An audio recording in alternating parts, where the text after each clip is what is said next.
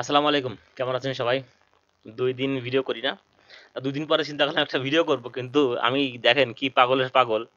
আমি দেখবো না দেখবো দেখছি ভূতনি, মানে ভূতনি মুভিটা জানতাম যে অনেক জঘন্য একটা মুভি, একটা হরর কমেডি থ্রিলার বানাতে যে আসলে কিছুই বানাতে পারি না। আমি অনেক রিভিউ দেখছিলাম, কিন্তু তারপরেও সঞ্জয় দত্ত আছে সেখানে, চিন্তা করলাম যে দেখি মুভিটা আসলে কেমন হয়। কিন্তু দেখার পর আসলে নিজের উপর নিজে বিরক্ত হচ্ছি, আসলে কেন দেখলাম মুভিটা। মুভিটার স্টোরিটা আসলে কেমন, স্টুডেন্ট অফ দ্য ইয়ারের একটা হরর পার্ট বলতে পারেন। স্টুডেন্ট অফ দ্য ইয়ার 1 2 বেরিয়েছে আগে, এটা হচ্ছে student of the year part 3 with horror element. এছাড়া আর কিছু না। এখানে স্টোরি লাইনটা কি, একটা কলেজের ভিতরে একটা গাছ আছে, সেই গাছটাকে বলে ভার্জিন ট্রি। সবাই তার ভ্যালেন্টাইন্স ডেতে সবাই যায় হচ্ছে গিয়ে এই সেই ভার্জিন ট্রির কাছে প্রেম ভালোবাসা চাইতে আর কি। তো ভার্জিন ট্রির কাছে প্রেম প্রেম ভালোবাসা চাইতে যায়, সেই ভার্জিন ট্রিতে থাকে একটা পেতনি, মানে ভূতনি। সেই ভূতনি এসে তারপরে ভর করে সেই নায়কের উপরে। তো এইটার উপর থেকে বেস করে মুভিটা করা, এটার উপরে বেস করে স্টোরি লাইনটা লেখা। এরপরে সঞ্জয় দত্ত আছেন সেখানে একজন মডার্ন জামানার ব্লেড হিসেবে, মানে ইন্ডিয়ান ভার্সনের ব্লেড। ব্লেড মুভি যারা দেখছেন, 90s-এর ব্লেড মুভিটা মার্ভেলের কিন্তু আসলে অনেক বিখ্যাত একটা সিরিজ। তো সেরকমই একটা ক্যারেক্টার সঞ্জয় দত্তের, আসলে এটা কার্টুন ব্লেড হয়ে গেছে।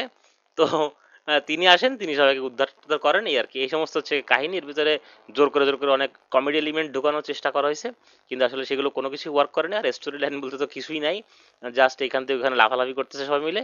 এছাড়া আর তেমন কিছু আমি খুঁজে পাইনি। তো এ হচ্ছে কি মূলত বেসিক স্টোরি, এছাড়া বলার কিছু নাই। সবাই জোর করে হাসানোর চেষ্টা করতেছে কিন্তু ওয়ার্ক করতেছে না। ভূত বলে আসলে কিছু মনে হচ্ছে না, ভূতগুলোকে সব কার্টুন মনে হচ্ছে। এদের যে মেকআপ টেকআপ করা হয়েছে সেগুলো আসলে খুব জঘন্য। আর যে ভূতের ট্রি, অর্থাৎ ভার্জিন ট্রি, যেটা ভূতের গাছ বা ভূতের যে একটা হোস্টেল হওয়া দরকার ছিল, যেখানে আহ, ভূতের প্রপার এলিমেন্টগুলো, হরর এলিমেন্টগুলো দেওয়া দরকার ছিল। যদিও কমেডি ফিল্ম, এটা সবাই জানে যেটা কমেডি ফিল্ম, তারপরে কমেডি ফিল্মের ভিতরে কিন্তু হরর এলিমেন্ট থাকা দরকার, কারণ এটা যেহেতু হরর কমেডি, সেহেতু কমেডি আছে কিন্তু হরর নাই, আবার কোথাও হরর আছে কিন্তু কমেডি নাই, মানে এই মুভিতে কোনোটাই একসাথে নাই। তো আহ, সব জায়গায় আলো, আলোর ঝলকানি, লাইটিং, স্টুডেন্ট অফ দ্য ইয়ারের মতন হাই বাজেটের স্কুল কলেজ, যেগুলো আসলে বাস্তবে এক্সিস্ট করে না। আমরা তো কোথাও দেখিনি যে এরকম কোনো স্কুল কলেজ বা ভার্সিটি কোথাও আছে যে এত লাক্সারিয়াস লাইফ লিড করে সবাই হোস্টেলের ভিতরে। তো এই হচ্ছে গিয়ে স্টোরি। আপনাদের যদি ভালো লাগে তাহলে আপনারা দেখবেন। আমি সঞ্জয় দত্তর জন্য দেখছিলাম, যে সঞ্জয় দত্ত ভালো ভালো ছবি করে মাঝে মাঝে। যদি একটা কমেডি হরর একটা ফিল্ম হয়তো বা ভালো হবে সে আশা করে দেখছিলাম। জানতাম ভালো হবে না, সবাই রিভিউতে খারাপ বলছে, তারপর চিন্তা করলাম এন্টারটেইন তো হওয়া যাবে। কিন্তু এন্টারটেইন হতে যে মাথায় ব্যথা শুরু হয়ে গেছে। তো এই হচ্ছে আমার এই ভূতনি ছবিটা নিয়ে কথাবার্তা।